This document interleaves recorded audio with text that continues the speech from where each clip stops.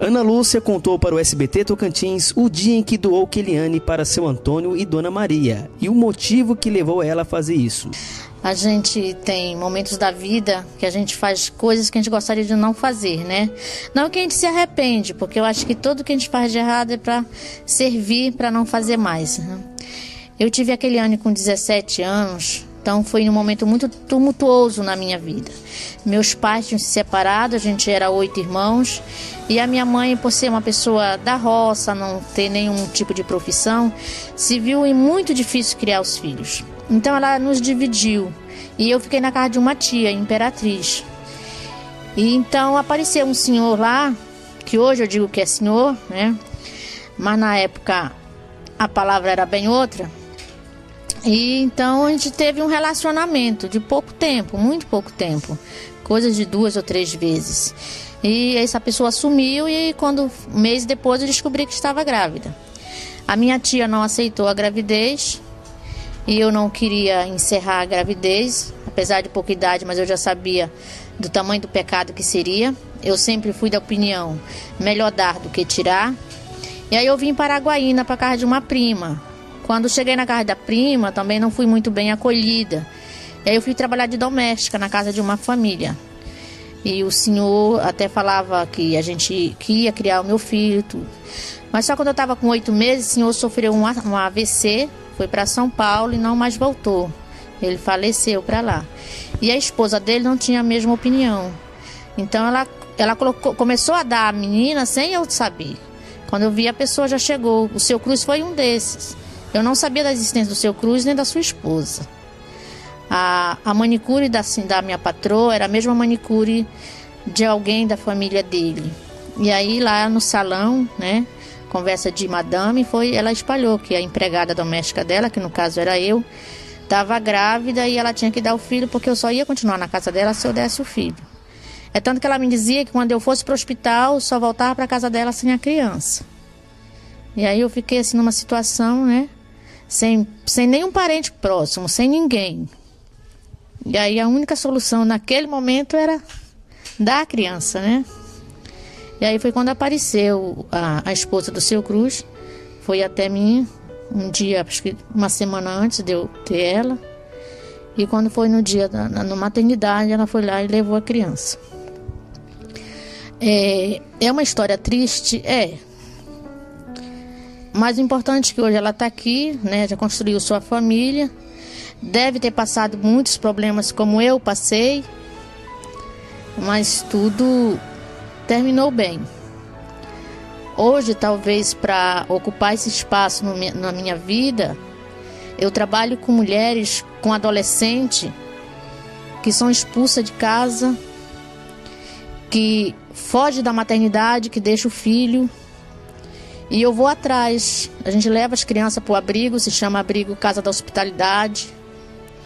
Eu vou até a mãe para saber o motivo que ela vai dar o filho dela. Porque é muito fácil a gente chegar até uma jovem que está dando filho e você levar o filho. Difícil é você saber por que tu quer dar teu filho. Porque pega e leva, né? Mas como a vida é sempre 2 bons e 10 ruins, é difícil chegar alguém e dizer assim: eu vou levar teu filho, mas eu vou te levar junto para te criar teu filho. Não aparece assim. Aparece para dizer: fica para aí, não quero saber dos teus problemas e eu vou levar teu filho. Não estou aqui julgando nenhum casal, mas se a gente ajudasse mais o próximo, talvez em momentos como esse não teria tantos. E eu vejo hoje, apesar de tanta informação, a gente ainda vai a abrigo, tá cheio de criança para ser doada. É claro que existem as exceções, como mãe que coloca filho numa saca de lixo, joga no lixeiro, tem dentro de um vaso sanitário e deixa lá.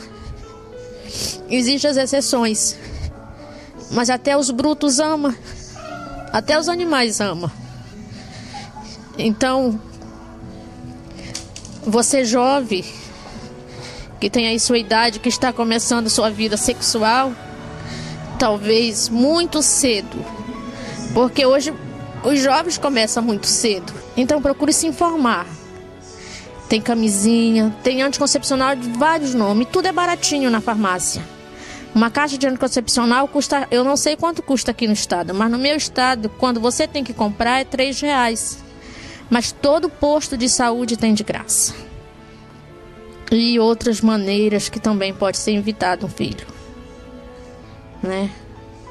Então, que sirva de lição a minha história, que terminou muito bonita. Mas nem sempre termina assim.